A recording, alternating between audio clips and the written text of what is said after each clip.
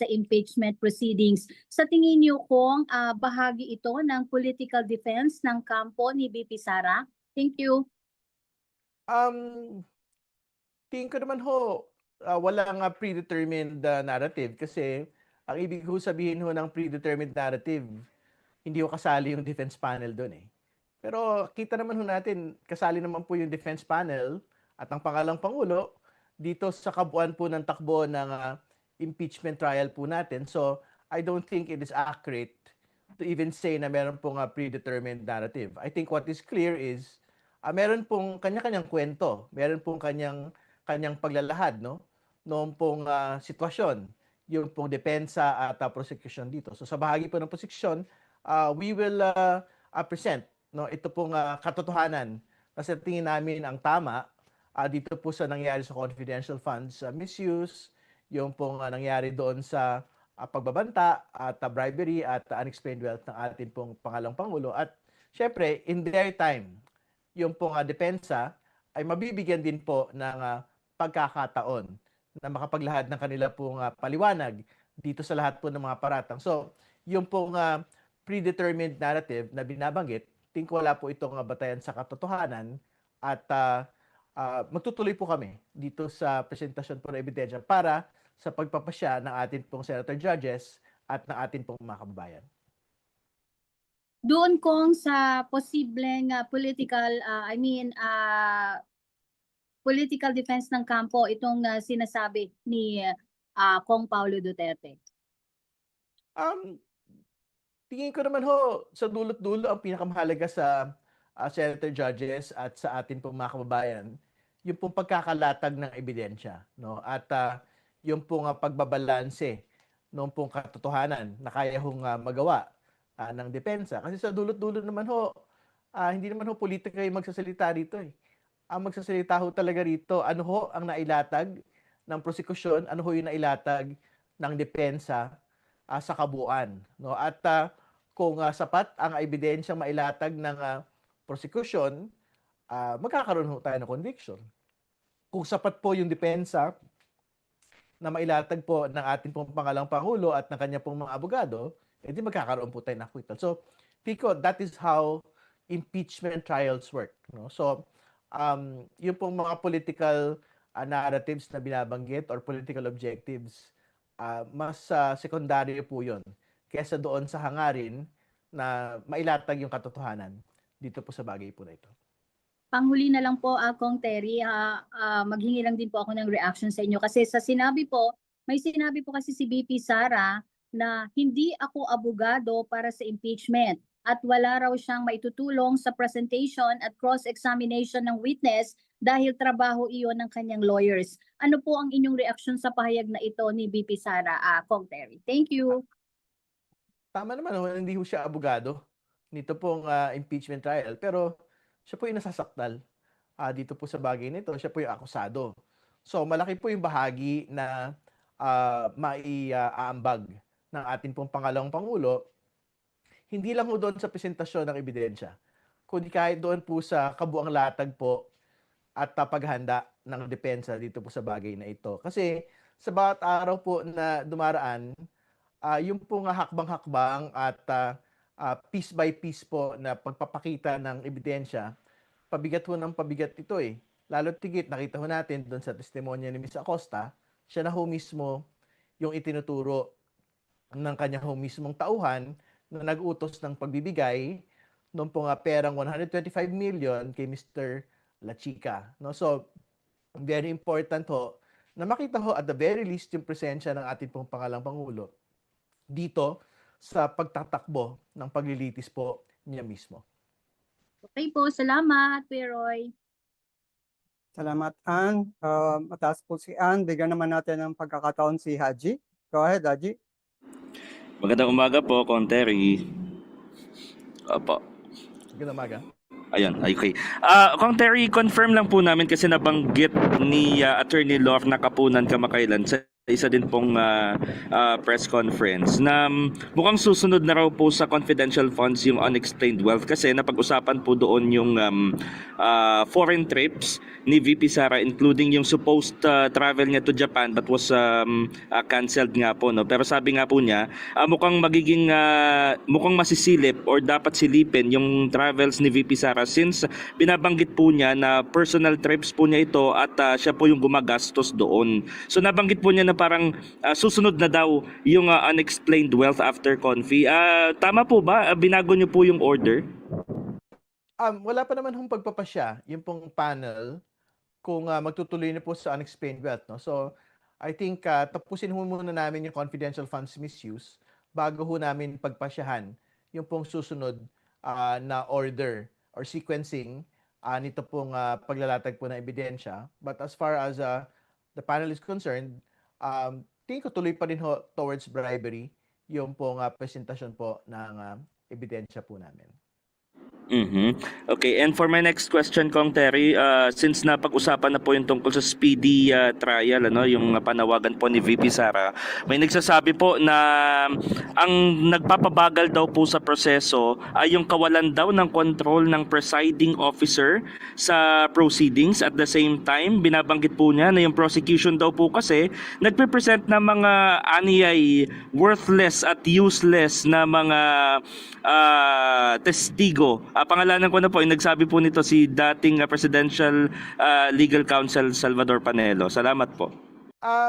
Una sa lahat, hindi ako sure kung aling bahagi po yung na-monitor niya kasi may panahon ho natulog siya doon sa kanyang araw-araw po na pagpunta sa paglilitis. No? Yun po yung una. Pangalawa, tingin ko naman ho, naging very fair ang atin pong presiding officer dito po sa kanya pong pagpapatakbo.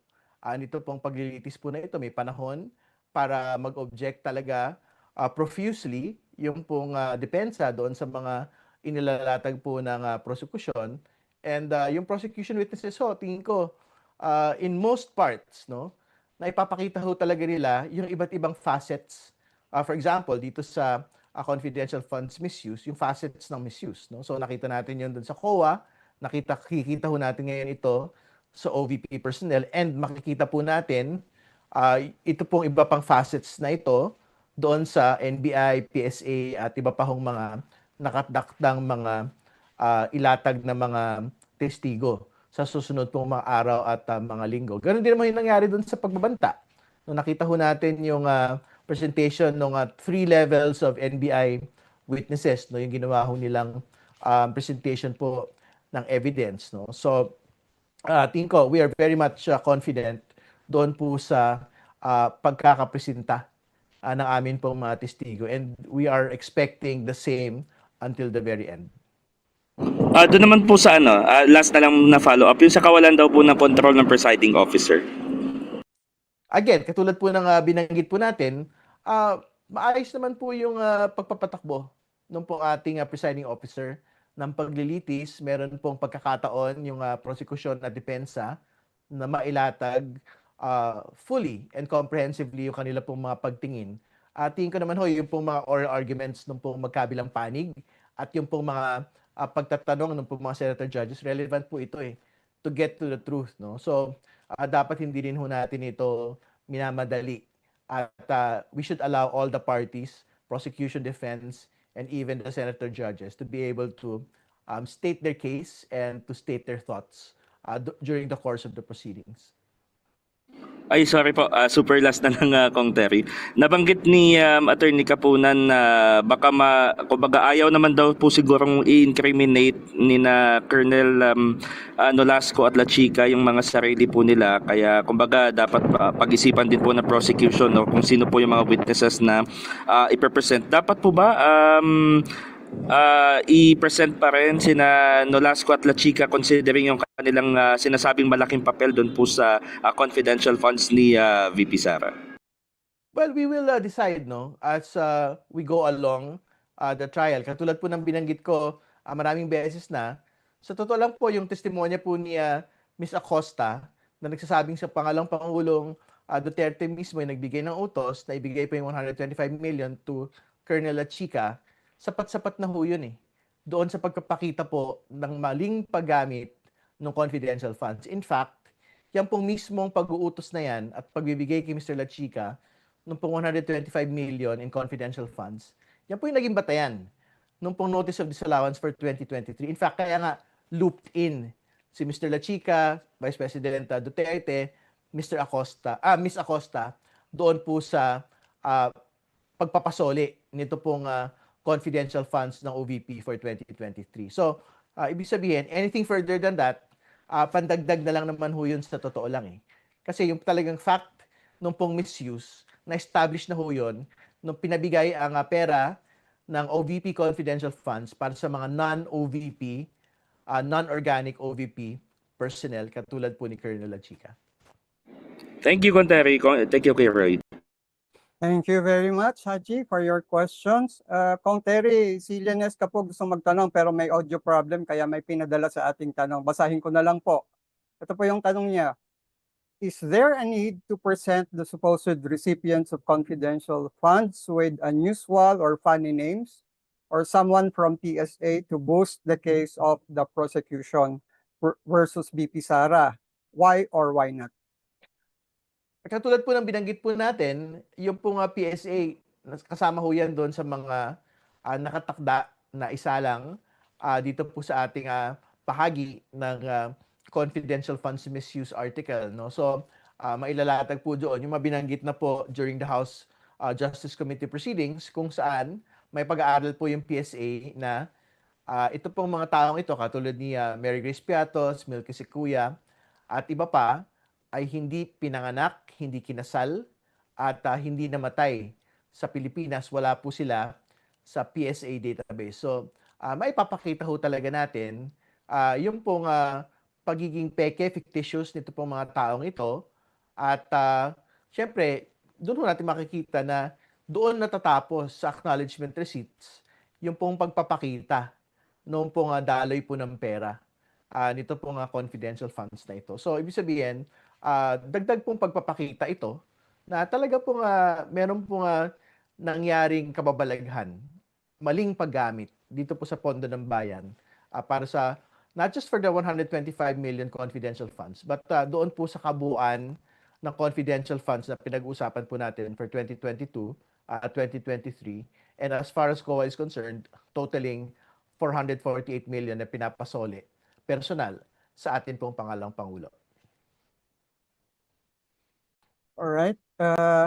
Ang susunod po naman magtatanong si Rosalie. Go ahead, Rosalie. Good morning po, Kong Terry. This morning po, in an interview, sabi po ni Senate President Win Gatchalian, ang target po na matapos ang impeachment trial before December. Though may doubts din po siya at pwede raw pong abutin next year. Kaya po nabanggit niya yung possibility sa pag-adjust po sa schedule ng impeachment trial. Ano po ang reaction niyo po dito? Sinusuportahan po namin yung pong layunin. Actually, ng lahat na ho ng partido. Kasi kahit si Vice President Sara Duterte, meron ng panawagan ng mabilis na pagtatapos ng atin pong paglilitis. We share the same sentiment and we share the same sentiment as the Senate President na hopefully matapos po sa pinakamaagang panahon ito pong paglilitis po na ito. So, we will try to wrap up all of the presentation of evidence hopefully by the end of next month para meron pong pagkakataon yung pong depensa na mailatag po nila yung kanila pong ebidensya from October up until probably the end of or middle of November. No? So we will see po. But hopefully nga before December matapos na po yung paglilitis. Clarify ko lang po. So, ang target po ng prosecution na i-discuss or ilatag ang lahat niyo pong ebidensya sa 4 articles of impeachment September para po October turn na po ng defense. Ganun po ba yun? Well, hopefully by the end of September po, we will be done. Pero yun nga, hindi na meron mga unforeseen circumstances katulad po nung pong matinding pag-ulan kaya may mga nausog pong mga dates. So for example, for this week, talaga may mauusog hong dagdag pong linggo dahil may 2 araw pong nawala doon sa atin pong trial dates. So moving forward, I think meron po talagang adjustments na kailangan magawa doon sa time nung pong paglilitis at siguro yung mga araw ng mga paglilitis, no? Kung kaya hong mag-apat na araw or kung kaya hong mas mahaba yung panahon nung pong paglilitis bawat araw, I think that is something that the Senate Impeachment Court should look into. Alright. Meron na po bang napagkasunduan po yung prosecution team kung ite-terminate nyo na po yung discussion sa confidential funds misuse after po ng presentation kay Mr. Edward Fajarda, PSA, as well as NBI forensic experts? Wala pa hong pinal na pagpapasya, no, kung kailan tatapusin, no. Pero katulad ng binanggit ko, yung pong Miss Acosta testimony and ito pong Edward Fajarda expected testimony, kung uulitin lang niya yung pong pagsasabi na Pangalong Pangulong Duterte rin po yung pong nagbigay ng instructions to give the DepEd confidential funds to a non-DepEd personnel. Yun po, I think mabigat na hong pagpapakita rin po ito ng confidential funds misuse. So, we will decide, like what we say all the time, we will decide po on a week-to-week, day-to-day, witness-per-witness basis, no? Kung sapat-sapat na and we can move on to the next article. Alright, pihit lang po ako ng ibang issue. Kung kabilang po kayo sa inimplicate po nung pong mga tinaguriang Maleta Boys sa mga nakatanggap po ng money delivery, naghain po ba kayo ng anuman pong complaint hinggil po dito? At the moment, wala pa tayong file na complaint.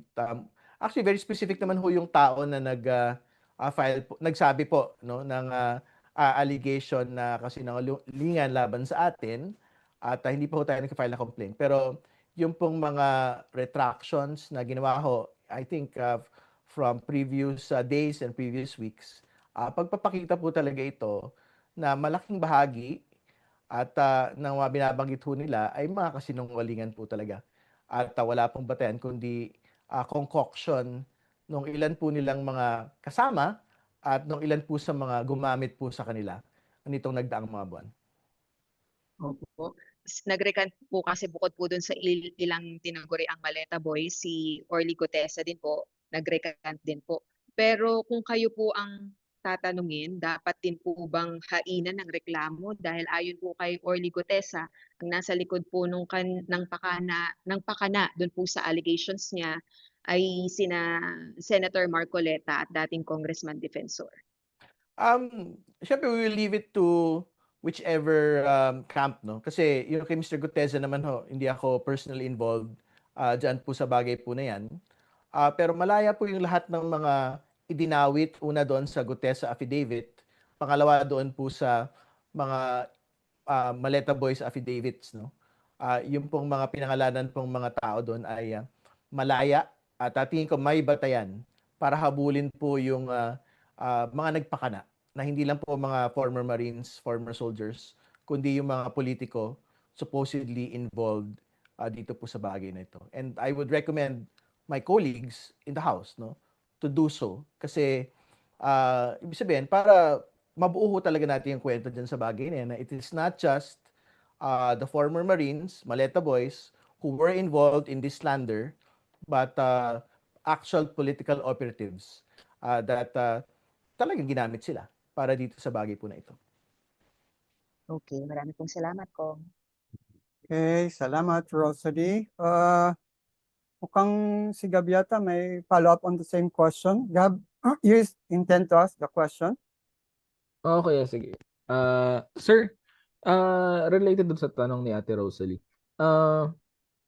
Kasi yung recantation, ang nag-cite nun si former Speaker Martin Romualdez, di ba? Kumbaga para dun sa kaso niya or dun sa complaints na kinakaharap niya from the Office of the Ombudsman. Pero does it have an impact dun sa mga ibang mga kongresista, like yung mga ibang members, yung mga ibang people, lawmakers na affiliated with the prosecution? May impact ba yung ganong recantation saka yung parang flip-flopping ng mga statements? Well, mabigat syempre yung recantation nung Mr. Gutesa, no? Pero from what I remember po doon sa kanya affidavit kasi it was basically confined to former Speaker Romualdez and former Congressman Zaldico. Yung pong mga detalye po ng mga binabanggit, ano? Pero syempre, yung pong mga House colleagues, no, na inimplicate in the Maleta Boys affidavits, magagamit po nilang dagdag na ebidensya po yan. Kasi syempre, kung magkakasama naman po si Mr. Gutesa at yung pong mga Maleta Boys, no? May papakita ho talaga nila dito na walang kabata-batayan, pawang kasinungalingan, yung po mga binabanggit po doon sa affidavits. Lalo tigit kung ilan doon sa mga kasama doon sa 18 Maleta Boys ay nag-recant na rin.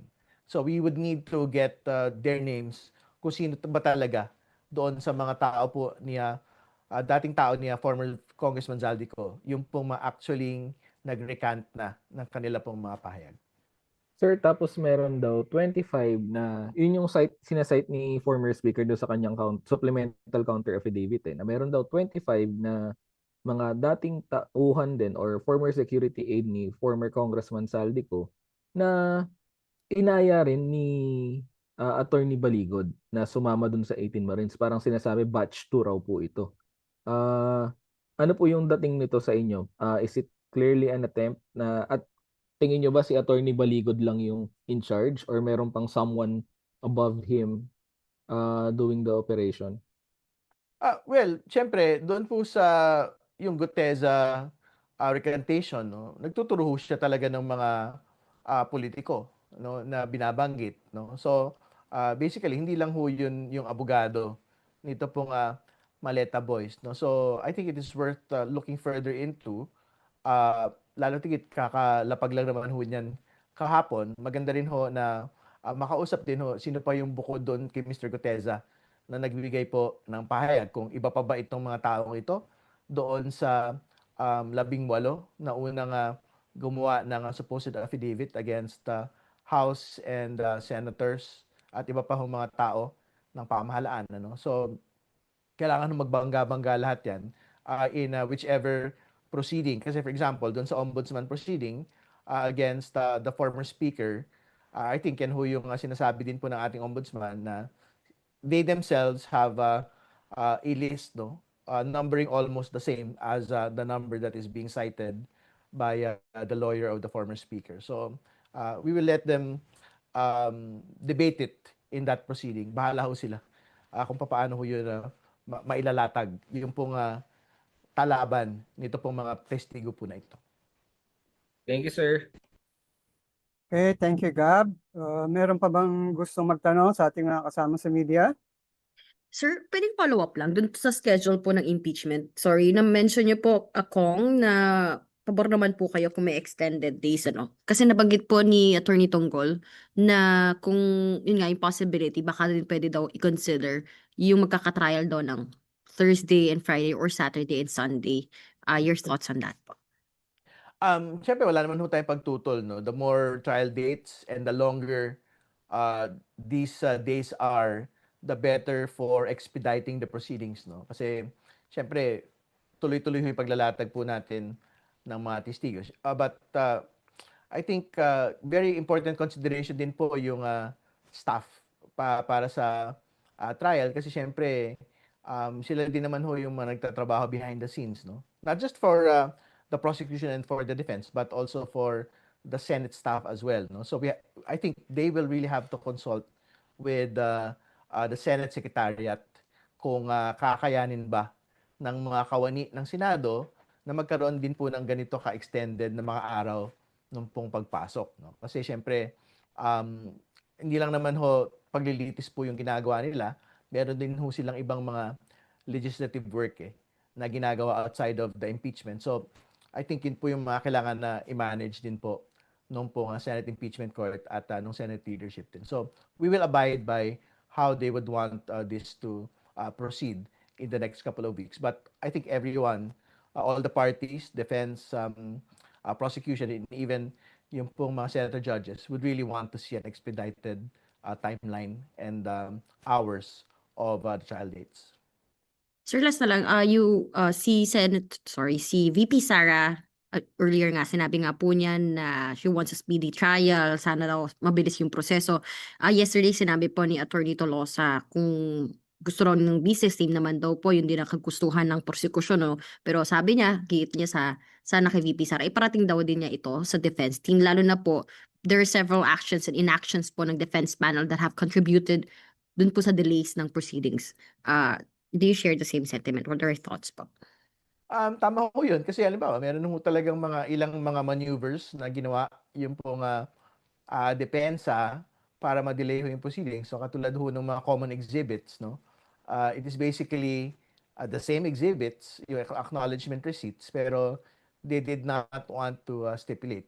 No? So I think that's an example na parang kung pinabayaan lang po ito ng presiding officer, hindi ho talaga mariresolve yan sa pinakamaagang panahon. Pero I think that matter has been resolved. No? So, syempre, yung expediting the proceedings naman cuts both ways. No? So, it's not just for us, it's also for the defense, but also for the court itself. No? But, so hopefully, yun ho yung mapagkaisa. Yung pwede yung ma-stipulate na common exhibits, dapat hindi na ho talaga yan pinapatagal, lalo tigit, galing din naman sa kanila.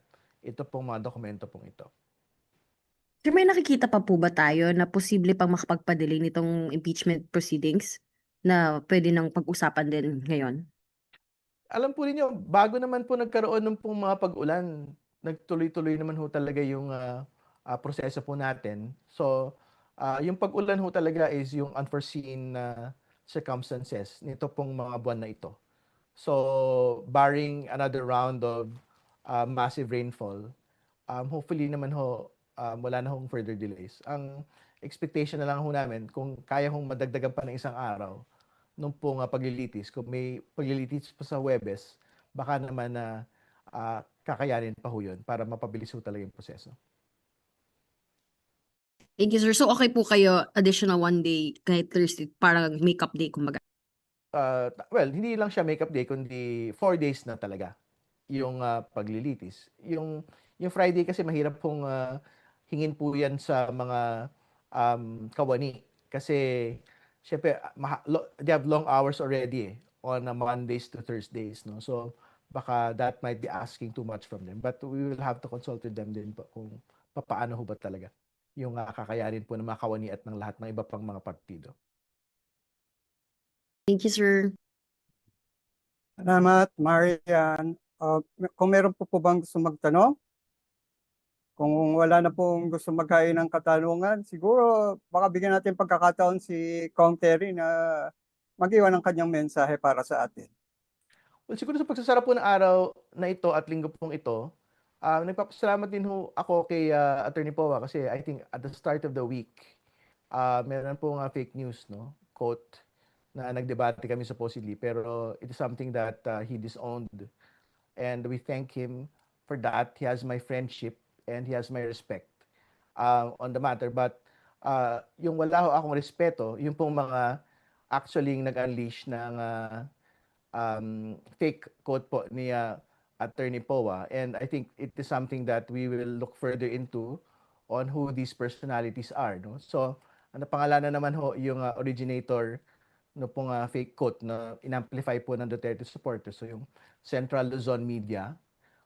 I think very notorious po yan doon sa paglalabas po ng mga fake quote cards. No? Not just for their defense, but also for, more particularly for House prosecution panel members at iba pa. So, we will coordinate with the CICC on the matter to look further into the personalities behind ito pong mga ganitong fake news. Kasi, syempre, this is precisely the information ecosystem that will be under threat pagka po nagkaroon ng paghihigpit doon po sa public information mechanisms na ginagawa po ng prosecution, defense at Senate Impeachment Court dito po sa paglilitis na ito. There will be a vacuum in information at ito nga po mga fake news peddlers like Central Luzon Media will be the ones to fill in the gaps. No? So hindi ho talaga natin yan dapat payagan at kailangan po natin talaga yung habulin. So yun po muna. Maraming salamat at magandang araw. Maraming salamat po, Kong Terry. Muli po sa ating mga kaibigan sa media na sumama sa atin via Zoom. Maraming salamat sa ating mga kababayan na nanood sa Facebook and YouTube channel ng House of Representatives. Maraming salamat po. Patuloy po nating subaybayan ang impeachment proceedings na laban kay Vice President Sara Duterte at sa mga gawain ng ating mga prosecutors ng House of Representatives, your House of the People. Magandang tanghali po. Maraming salamat.